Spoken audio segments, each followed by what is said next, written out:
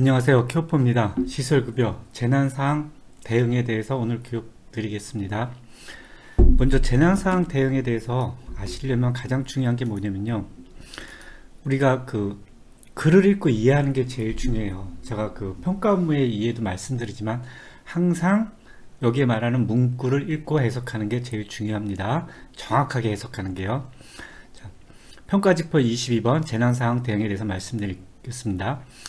재난사항 대응 방법에 대한 매뉴얼이 있으며 수급자와 직원을 대상으로 재난사항 대응 훈련을 반기별 1회 이상 실시한다.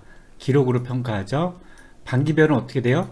회계연도 기준으로 1월달부터 6월달에 한 번 하고 그 다음에 어떻게 해요?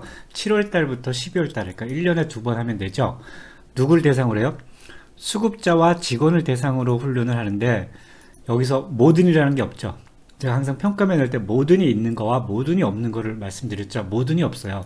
그럼 어떻게 해요?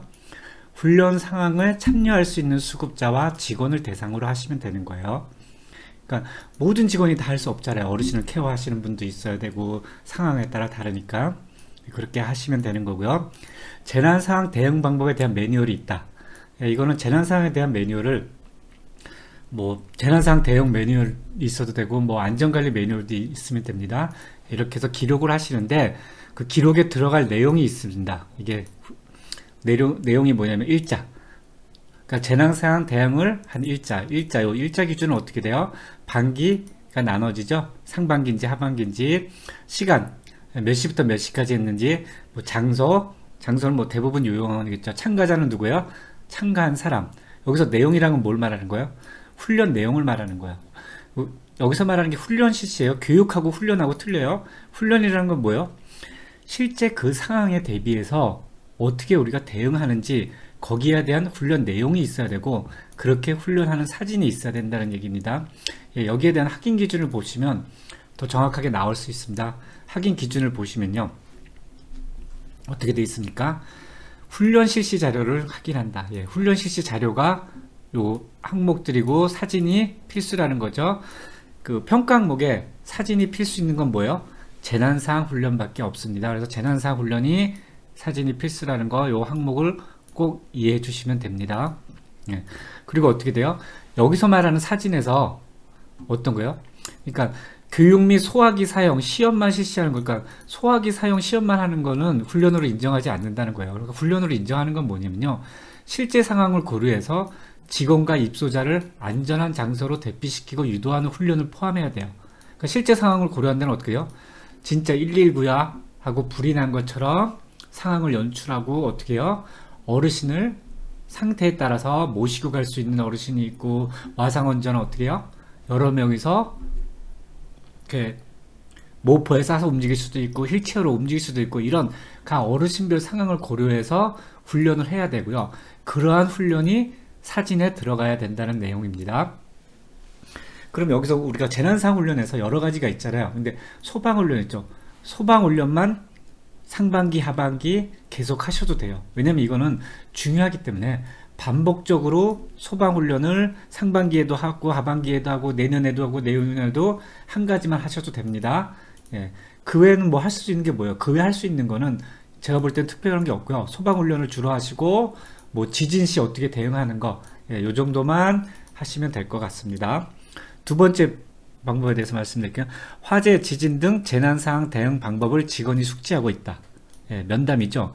재난사항이 발생했을 때 어떻게 해야 되는지 가장 중요한 게 뭐야? 화재 시 직원들이 어떻게 해야 되는지 대응 방법에 대해서 명확하게 알아야 되고요. 그건 어떻게 해요? 내용에 있고요. 담당 역할이라는 건 뭐예요?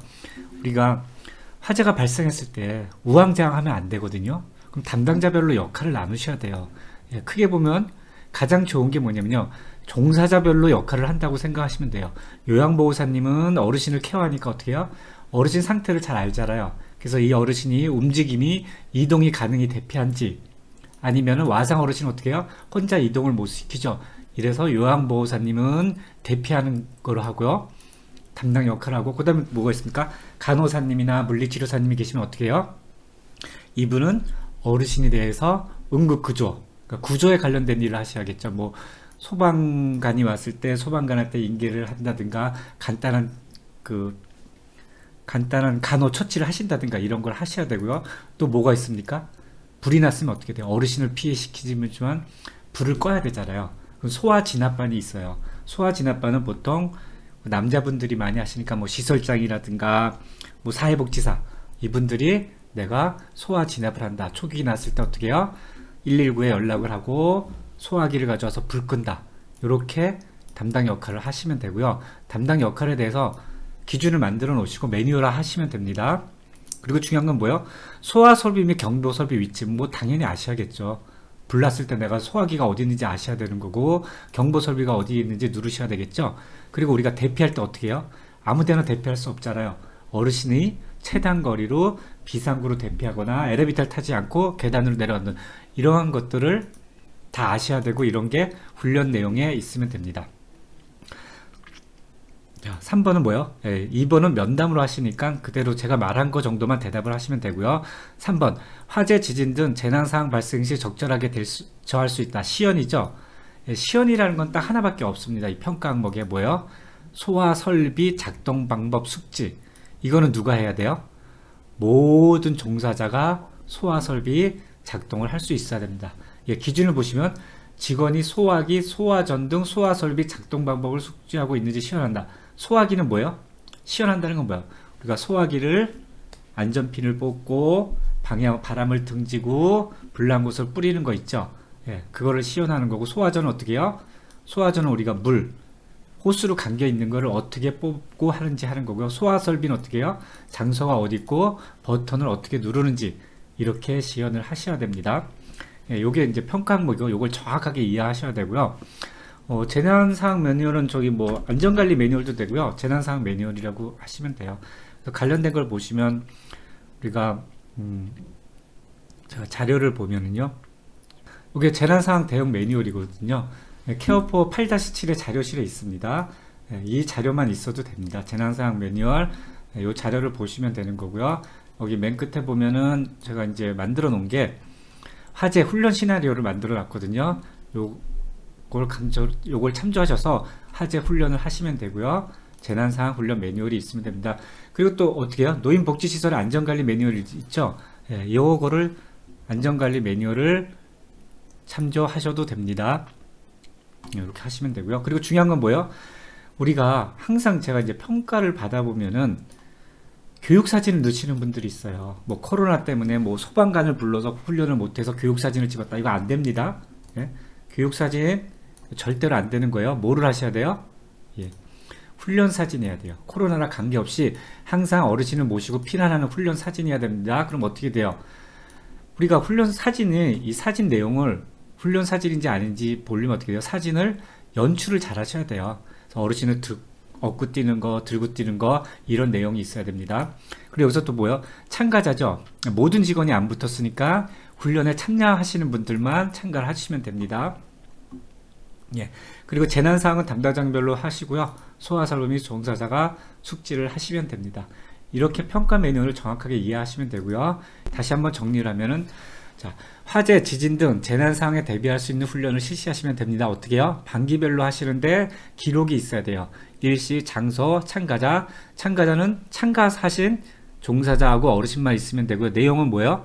어떻게 훈련 119를 불이 났을 때 실제 상황처럼 훈련 내용 불이야를 소리치고 119에 전화하고 대피반, 구조반, 응급반이 각각 내용들 하는 거하고 사진은 어떻게 해요? 연출을 해서 훈련하는 사진이 있어야 됩니다. 요걸 꼭 숙지하셔야 되고요. 그 다음에 면담은 뭐예요? 대응 방법 숙지죠. 화재 지진 시 내가 어떻게 대응하는 거고 역할이 어떻게 되는지 그 역할을 하시면 됩니다. 이 역할에 대해서는요. 제가 그 아까 평가 재난사항 매뉴얼이라고 있지 않습니까? 케어포 자료실에 보면요. 자, 역할을 이렇게 하시면 돼요. 대응 체계라고 해갖고요. 총괄 책임자는 뭐 시설장님이 되겠죠. 시설장님이 하시면 되고 여기를 각각 누구라고 이름을 넣으면은 상황에 따라 바뀌고 정확하게 모릅니다. 그래서 어떻게 해요? 대피 유도는 요양보호사님이 한다. 왜? 요양보호사님이 어르신의 상태를 제일 잘 아시기 때문에 실마다 어떤 분이 와상이 있고 아닌 분이 가능한 하니까 대피 유도는 요양보호사고 소화진압은 어떻게 해요? 여러 사람보다도 시설장님, 사회복지사님이 소화기를 가지고 진압을 한다.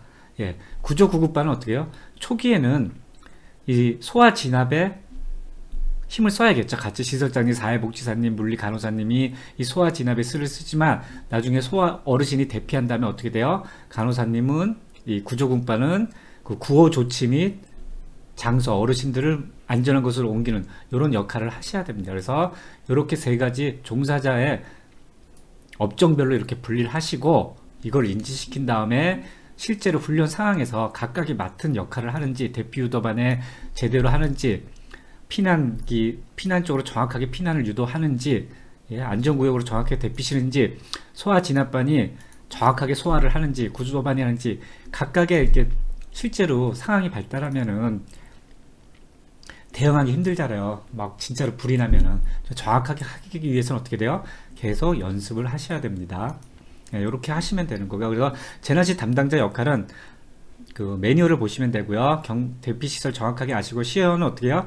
소화설비. 소화설비라는 건 뭐예요? 소화기, 소화전에 대해서 하시면 됩니다. 그리고 자료는 그 케어포에 있는 안전상황 매뉴얼이나 안전관리 매뉴얼이나 재난상황 매뉴얼을 준비로 하시면 됩니다. 예, 이 부분이 어디에 있냐면요. 케어포 프로그램을 보시면은요. 케어포 프로그램을 보시면은 그 직원 관리에 보면 어디에 있습니까? 8-7 교육인적 노인인권 재난 상황에 있습니다. 그럼 재난 상황 훈련에 대해서 보시면요. 예, 여기 상반기 하반기라고 되어 있어. 반기별로 하는 거고요. 이렇게 하시면 되고요. 내용을 보시면은 어떻게 해요? 예, 참석자가 모든 사람이 참석한 건 아닙니다. 참석이 가능하신 분들, 어르신들이라든가 종사자가 하는 거고요. 나머지 분들은 어떻게 어르신을 케어해야겠죠. 예, 참석자 훈련 일시 필수죠. 일시, 작성자, 빨간 글씨, 훈련 장소, 뭐 거실이 될 수도 있고 요양원이 될 수도 있고, 훈련 내용은 어떻게 돼요? 간략하게 하지만 뭐 119에 119를 부르고, 예, 대피반이 해야 될 거, 구급반이 해야 될 거, 각각이 해야 될 거를 역할을 하시고요. 그다음에 사진은 어떻게 돼요? 실제로 이렇게 훈련하는 사진, 이렇게 실제로 어떻게 해요? 재난에 대피하고 이렇게 하는 사진을, 훈련 사진을 찍으시면 됩니다. 그래서 이 항목에 맞게끔 하시면 되고요. 매뉴얼은 어떻게 해요? 제가 그 재난상황 대응 매뉴얼이라고 8-7에 올려놨어요. 그걸 참조하시면 되고요. 그 재난상황 매뉴얼은 아까 말씀드린 것처럼 여기에 전체가 다 나와 있으니까 요걸 참조로 하시면 됩니다. 이렇게 해서 재난상황 대응 매뉴얼에 대해서 평가 항목